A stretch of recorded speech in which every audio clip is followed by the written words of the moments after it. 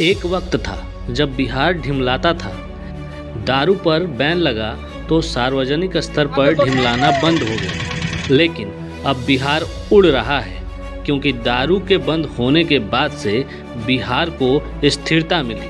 ऐसे में इसे मौका मिला अपने अंदर गांजे का धुआं भरने का, और आज बिहार का युवा बिना रॉकेट, चांद, गैलेक्सी, मल्टीवर्स सब घूम रहा है। सिर्फ शहर ही नहीं, गांव-गांव का युवा आज एक पब से अंतरिक्ष भ्रमण कर रहा है। क्यों, आपको हंसी आई ना?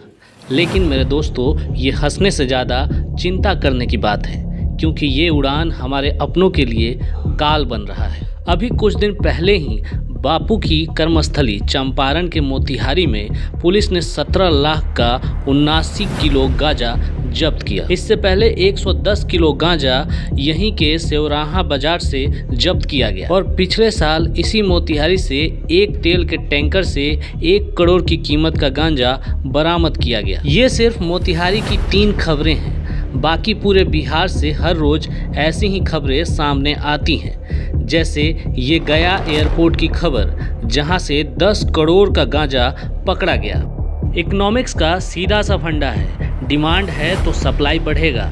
जिस मात्रा में गांजा बरामद हो रहा है, उससे साफ अनुमान लगता है कि बिहार में इसकी खपत का लेवल क्या है। चलिए आपको एक छोटा सा आंकड़ा देता हूँ। मोतिहारी में मेरे जान पहचान के पान की दुकान वाले भाई की माने तो हर रोज गोगो पेपर यानी रोल पेपर का 1 डब्बा वो बेचता है। एक डब्बे में 56 प्री रोल्ड पेपर होते हैं। एक पेपर में 0.5 ग्राम से लेकर 1.5 ग्राम तक गांजा भरा जाता है। ऐसे में करीब 100 ग्राम गांजे के लिए पेपर एक दिन में एक दुकान से बिक रहा है, वो भी मोतिहारी के किसी रैंडम से दुकान से। हालांकि इस गोगो पेपर का चलन अभी बढ़ा है, खासकर युवाओं के बीच। इसके अलावा चीलम से जो गांजा धुकते हैं, उनका आंकड़ा तो शायद लगाया ना जा सके। सिर्फ गांजा ही नहीं, इसका स्तर इससे ऊपर चला गया है। अब यह स्तर इसी से समझिए कि 23 तारीख को मोतिहारी में पुलिस ने 1.5 करोड़ का स्मैक बरामद किया।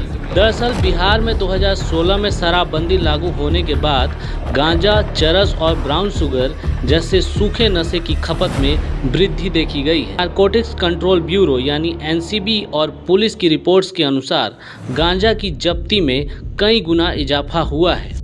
उदाहरण के लिए 2016 में 496.3 किलो गांजा जब्त किया गया था, जो 2017 में बढ़कर 6,684.47 किलो हो गया।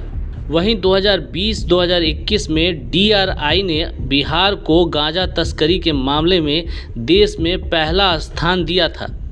इस दौरान 12 मामलों में 13,446 किलोग्राम गांजा बरामद हुआ है।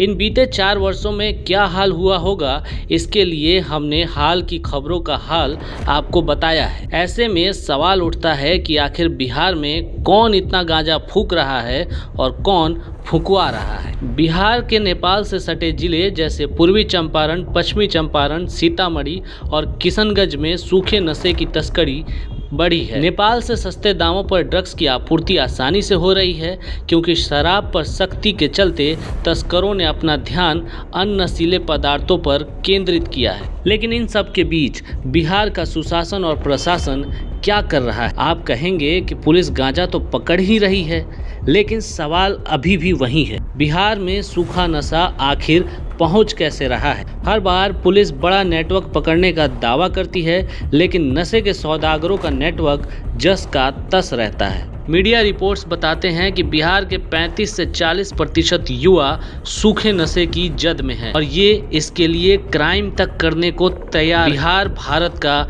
सबसे युवा राज्य है। 57.2% आबादी यहाँ की युवा है, और युवा नशे में है, यानी भविष्य खतरे में है।